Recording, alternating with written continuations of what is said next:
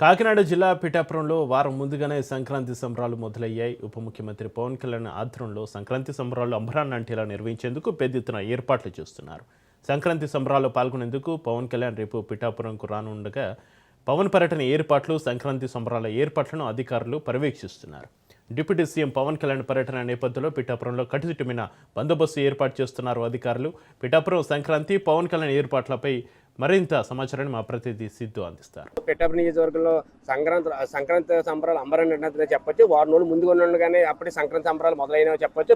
Deputy CM Pawan Kalyan ఆధ్వర్యంలో అయితే సంబరాలను ఏర్పాటు చేసే పనులు అధికారులు అయితే ఉన్నారు. 9, 10, 11 తేదీల్లో అయితే పవన్ కళ్యాణ్ సంక్రాంతి సంబరాల్లో పాల్గొంటున్నారు. అయితే ఆయనతో పాటు జిల్లా మంత్రి పొంగుల నారాయణ, జనసేన మంత్రి కందుల దుర్గేష్, కొంతమంది నాయకులు అయితే పాల్గొంటున్నారు. జనసేన ఏర్పాటు చేసిన ఈ సంబరాల్లో కూడా యావత్ పిఠాపురం నియోజకవర్గ ప్రజలందరూ పాల్గొంటున్నారు. అయితే పిఠాపురం నియోజకవర్గంలో ఫస్ట్ 25 నుంచి పవన్ కళ్యాణ్ ర్యాలీగా బయలుదేరి 18 పనులకు శంకుస్థాపన చేస్తారని జిల్లా కలెక్టర్ అపూర్వ భర్త కూడా తెలియజేశారు నిన్న పర్యటనలో. అయితే 18 పనులు శంకుస్థాపన తర్వాత కూడా పెద్ద పిఠాపురంలో అయితే నియోజకవర్గంలో స్టేజ్ మీద పవన్ కళ్యాణ్ స్పీచ్ ఇస్తారని కూడా చెప్తున్నారు. అయితే ఆయనతో పాటు 11వ తారీఖుని ఎవరైతే ఉన్నారో జనసేన ఆ పార్టీ తరఫున ఎవరైతే ప్రసారం చేస్తారో జబర్దస్త్ టీం అయితే పవన్ కళ్యాణ్తో పాటు ఎవరైతే ఆది పినిశెట్టి, సుడిగాలి సుధీర్ అందరూ కూడా ప్రముఖులు, సినీ ఆర్టిస్టులు అందరూ కూడా చాలా మంది జబర్దస్త్ టీం అయితే పిఠాపురం ఇచ్చేసి ఉన్నారు.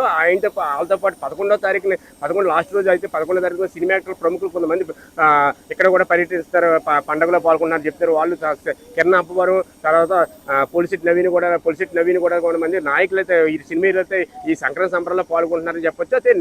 అయితే సంక్రాంతి సంబరాలు కూడా ఏర్పాట్లో కూడా అధికారులు అయితే నిమగ్నమని చెప్పారు. భారీగా ఏర్పాట్లు చేస్తారు. ఈ ఏర్పాట్లో కూడా అధికారులు కూడా చాలా మంది నిమగ్నమని చెప్పొచ్చు. ప్రతి సంక్రాంతి సంబరాలు ఇంకా కూడా ముందుకు రావడం, వారం రోజులు ముందు ఉండడంతో ఇప్పుడు సంబరాలు కూడా ఇప్పుడు అధికారులు అయితే కొత్త ఉత్సాహం కూడా నింపుతాయని చెప్పొచ్చు. పవన్ కళ్యాణ్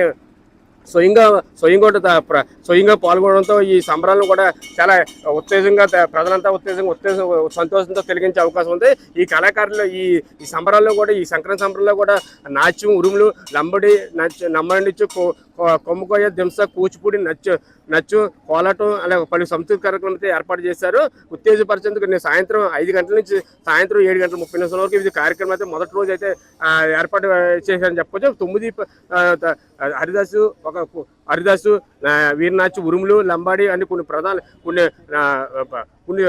జానపద కథలు అయితే ఏర్పాటు చేశారని చెప్పొచ్చు. 10వ తారీఖునైతే సంగీత కచేరీ, వాయిద్య సంగీత కచేరీ, కాలేరపట్టని కూడా ఏర్పాటు చేశారని చెప్పొచ్చు.